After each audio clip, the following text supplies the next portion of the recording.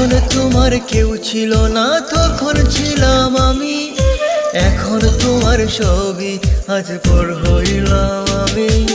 তখন তোমার কেউ ছিল না তখন ছিলাম আমি, এখন তোমার ছবি আজ পর হইলাম আমি।